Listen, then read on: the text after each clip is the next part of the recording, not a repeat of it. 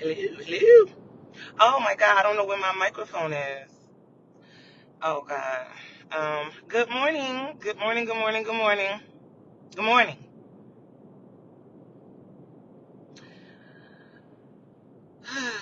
So, what's today, y'all? Monday. Don't give me the line. I don't know. Honestly, I don't know. And I don't know why I don't know. You see what I'm saying? Like, it doesn't make sense, and I don't never know what day it is. But I don't know. I'm gonna try to look for my microphone while I'm talking, which means I'm just gonna be digging in my purse. I'm not gonna do it that way. No, I can't.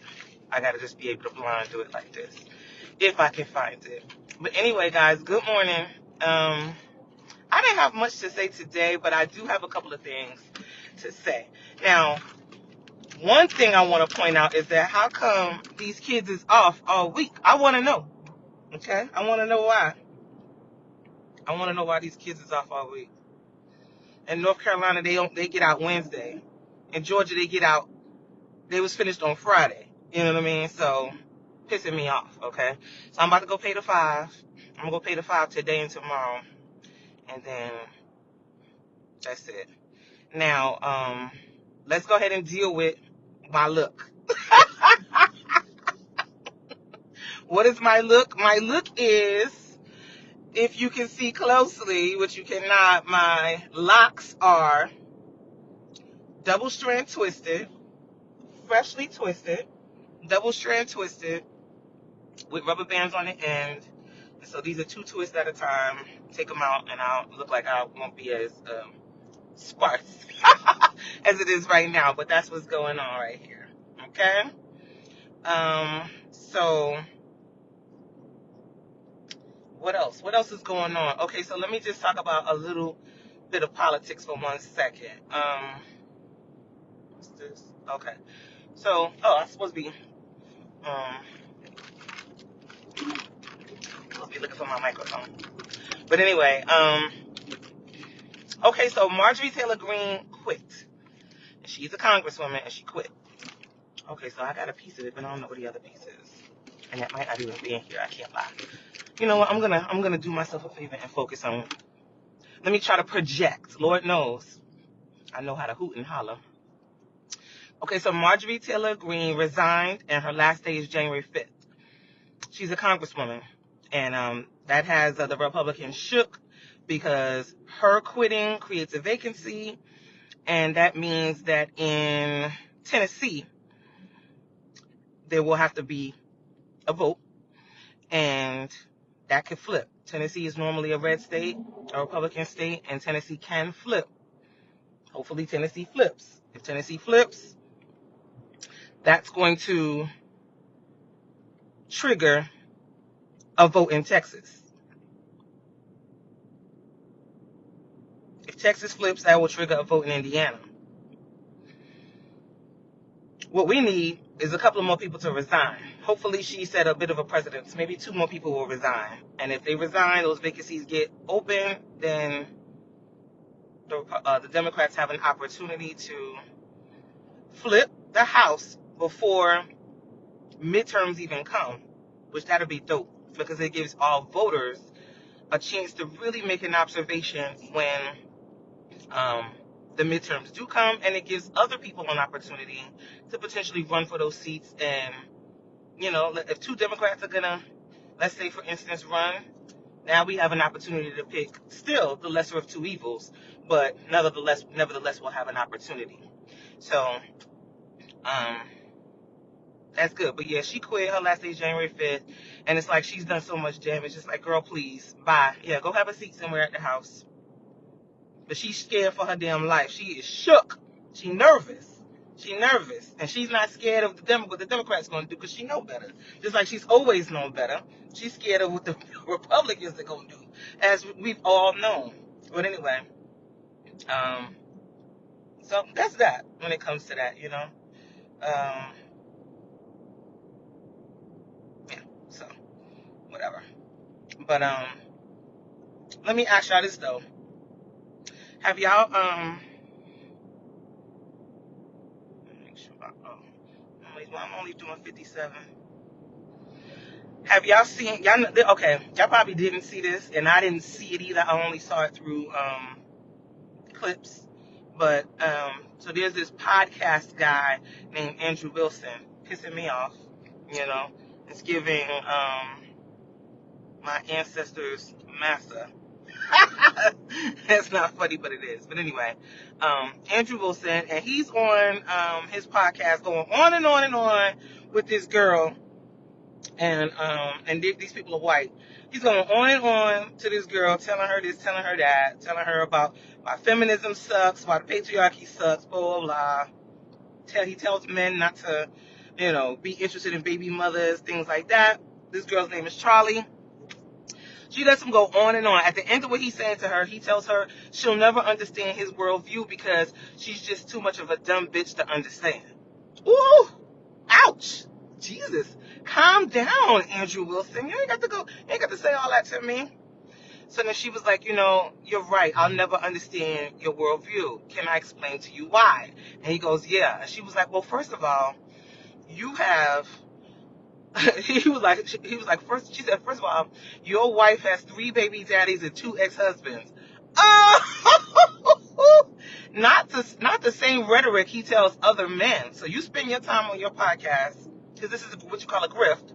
You spend your time on podcasts telling men about high body counts and don't get with single mothers and don't let your girl have a baby daddy, and if she's been married before and she's a leftover and she's trash, only for his wife to have 3 baby daddies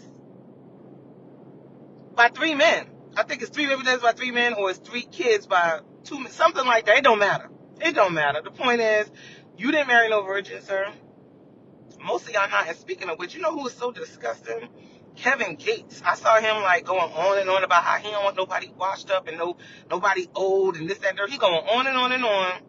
And it's like, the girl you talking about right there is 25 years old. She's not a virgin. What makes you think she ain't supposed to be used goods? You didn't catch her at her virginhood, so what are you talking about, sir?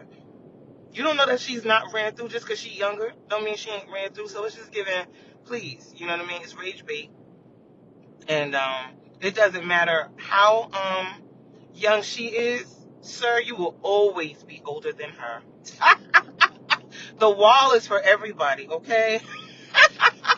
The wall is for everybody. And then he had the nerve to be somewhere trying to spit a freestyle, standing there with the tightest jeans on, knees knocking, okay? And I'm talking knocking the door down with the tightest jeans on. Sir, bad body, Kevin Gates. Oh no, I know you ain't talking. Bring back the baggy jeans so we don't have to see what's really going on with y'all legs and y'all knees, because y'all look bad out here. Y'all talking too much trash to be looking how y'all looking. Enough, guys, enough. But that's trippy. But yeah, so this is not going to be a long live, but I just want to make sure I still came up here. Y'all at work? Y'all off today? Because I'm not. That's pissing me off. Shoot, all these doggone children is off and not me. Oh, so what was my point? What the hell is going on with Ariana Grande and Cynthia Erivo? What is their fucking problem? This is my observation. One or two things is happening. It looks like to me, maybe Ariana Grande is sick, and then it looks like they all made a pact, because it wasn't just Cynthia and her. It's Cynthia and her ODing, doing too much, but the Asian lady too.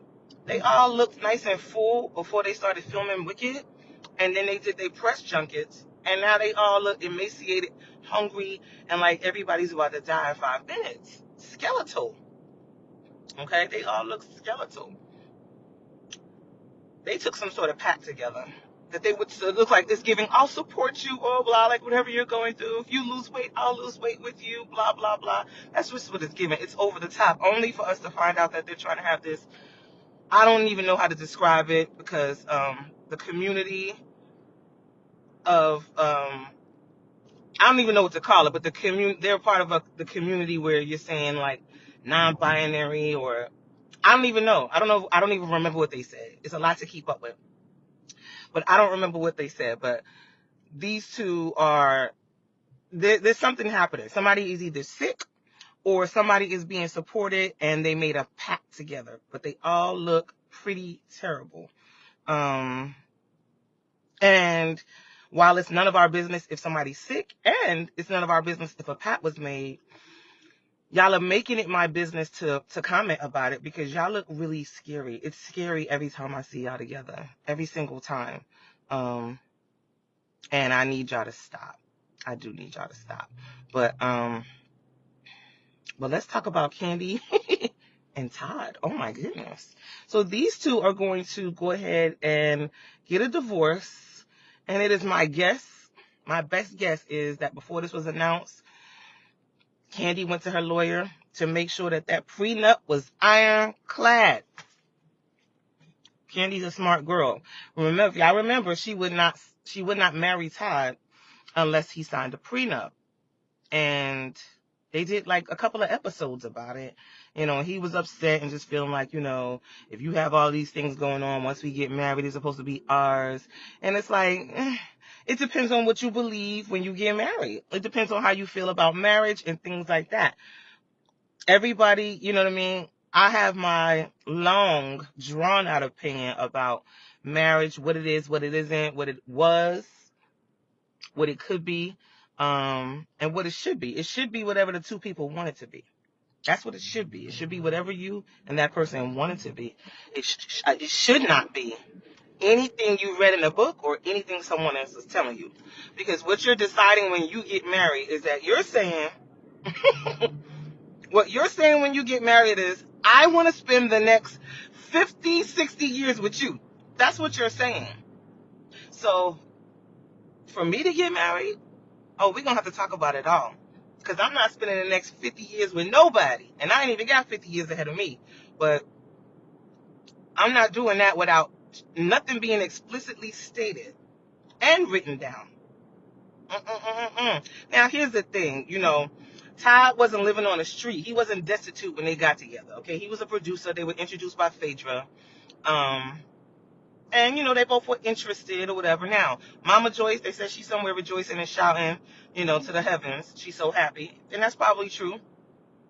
Was Todd an opportunist? On some level, I'm sure. Potentially. Did he ever love Kandi? Of course. As they say, if you feed an F and you fuck anything long enough, of course you'll eventually love them. You know what I mean? And so, but there's no reason not to love Kandi, right? She's not terrible looking. She got stuff going for herself. She's a successful woman. And so did Todd love her? Of course. I believe that. But I also believe there was benefit for him to be with her, and there's nothing wrong with that either. I mean, because why would you get with anybody if there's no benefit to you? What is the reason that you're there if there's nothing to gain from being there? You know what I mean? And so these are truths that I think people need to really be able to admit sooner than later. There's no reason to be with somebody if there's absolutely nothing for you to gain. You don't have to lie to yourself or anybody else about that. Did Todd gain things while they were married? Of course. They did a great job together, building up, producing things, plays, TV shows. Yeah, Todd is not leaving empty-handed. Kandi's biggest thing was everything she accumulated before she got with him was not to be touched, which makes sense, and I think that's okay to say. I don't think, if you feel like you want to share that, you can. If you feel like you don't want to share that, then you don't have to, and you should be able to say, that's not something that I want to be a part of our deal. You know what I mean? Whether people want to believe it or not, marriage has always been a business contract, okay? Marriage for love is an afterthought. It always has been. It always has been. And so, I don't know. You see, I'm about to park, y'all. But, I talked longer than I thought I would. But ultimately, Todd won't be leaving empty-handed. But he won't be leaving with any of Kandi's scrub money, her escape money, and all of the producing and writing that she did before she got with him. He won't be leaving with any of that. And because that's not what she wanted, and because he signed off on it, It seems that they should be able to just split what they did or whatever the percentage is that they come up with. I'm hoping that this could be as smooth as possible. I'm sure, I'm not sure, but I'm hoping that they will split custody. You know what I mean? And both of them will do the right thing as it pertains to that split custody. Because you can split custody with somebody and then still be begging them to come get their kids. So, but yeah. But yeah, my locks is back. They back on the scene. I look like I only got 5 locks in my head. But it's okay. I've never had this look before. So it's going to be interesting to see when I take these double strands out what they're going to do. But I needed yeah, I look pretty crazy. Slightly crackheadish a little bit, but not really. A crackhead hair wouldn't even be like this. Well, it would be like this, but it wouldn't be as neat. You know what I mean? Well, it would be neat, but only at first. Just like mine is getting ready to be, but not me comparing to a crackhead. What am I doing? What am I talking about? Anyway, guys, what time is it? 7:04. Oh, not me being early. Early because none of the buses is on the road. And a lot of the parents aren't on the road because they are asleep. Or getting ready to vacation, or found somewhere else for their kids to go, blah, blah, blah. I'm getting ready to go. I'm going to pay the 5 today and tomorrow. I'm going to try to come up with something for us to talk about tomorrow. I almost didn't come today because I was just realizing I spent all day yesterday getting my hair done. But anyway, hey cousin. So that's it. I don't have much more except to let y'all know the most important thing, which is don't let nobody piss you off today. It ain't worth it. If they do, you know what to do. But for the most part, it's not worth it. You know what I mean? It's easier to let people go on and on and on their own, and then you just be like, okay, yeah, okay, okay. So, but anywho, I ain't gonna let nobody piss me off today anyway, because there's a lot of people that's not at work. A lot of people taking the week off, and I'm not mad. So I'm about to be chilling, minding my business. I'm gonna do some work today and tomorrow, but there will be no stress, no additional stress, and I sure enough appreciate that. Okay, y'all have a good day. And we will reconvene tomorrow, God willing. All right, peeps, have a good one.